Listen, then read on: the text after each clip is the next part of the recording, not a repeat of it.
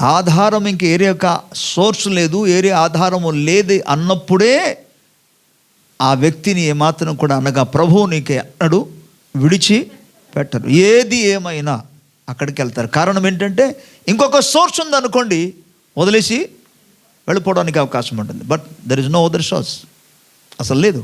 అందుకే ఇక ప్రభు మీదే ఆధారపడాలి. అందుకే మీరు చూడండి, ఆయనందు ఏది ఏమైనా జవాబు ఇవ్వకపోయినా ఆయన మీదే నమ్మిక. మీకోసం నేను రాలేదు అన్నా చెప్పాలి, ఆయన మీదే నమ్మిక. ఆ విశ్వాసమందు నిలకడగా ఉండడం. ఆమె వచ్చి బ్రతమాలుకుంటుంది, శిష్యులు రికమెండేషన్ చేశారు, నో ఆన్సర్. ఇప్పుడు ఫైనల్గా యేసు ప్రభు డైరెక్ట్గా తనతో ఇప్పుడు మాట్లాడాడు. ఏమని? ఈ ప్రార్థన చేసిన తర్వాత 26వ వచనంలో మనం చదువుకోగలిగితే అక్కడ ఏమంటాడు? అందుకైన పిల్లల రొట్టె తీసుకొని వచ్చి కుక్క పిల్లలకు వేయుట యుక్తము కాదని చెప్పెను. స్తోత్రం. ఇప్పుడు యేసుప్రభు మాట్లాడారు, కానీ ఏమని మాట్లాడుతున్నారు? అమ్మ, పిల్లలు నా దగ్గర ఉంది, కానీ ఆ రొట్టె కేవలం నా పిల్లల కోసమే, ఇంకొకరి కోసం కాదు. అంతే.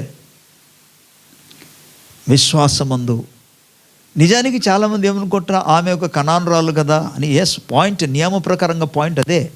కానీ మీరు గమనించండి, అక్కడ ఏం జరగబోతుందో మీరు చూడండి. ఇక్కడ ఈ విధంగా చెప్పిన తర్వాత కూడా ఆమె ఏమంటుందంటే, అవును ప్రభువా, కుక్క పిల్లలు కూడా తమ యజమానిక బల్లెద్ద నుండి పడిన ముక్కలు తినను కదా. దేవునికి స్తోత్రం. ఆమె ఏమంటుంది? అయ్యా, నాకు కావలసింది మీ పిల్లలకు పెట్టే ఆహారము కాదు, వారు తినేసిన తర్వాత పడిపోయిన చిన్న ముక్క చాలయ్యా. అంటే అక్కడ ఫుడ్ కోసం మాట్లాడుతుందా? రొట్టె కోసం మాట్లాడుతున్నారా? దేనికోసం? స్వస్థత కొరకు. స్తోత్రం. దేవుని గట్టిగా స్తోత్రం చెప్దాం. స్వస్థత దేవుని ప్రజలదే, విడుదల దేవుని ప్రజలదే, ఆశీర్వాదము దేవుని బిడలదే. హల్లెలూయా. అభివృద్ధి దేవుని బిడలదే. హల్లెలూయా. ఇది మీకోసమే అని ప్రభు సెలవిస్తున్నాడు. సరే, తర్వాత ఎప్పుడైతే ఆ మాట ఆమె చెప్పిందో అప్పుడు యేసు ప్రభు చక్కటి మాట చెప్తున్నారు.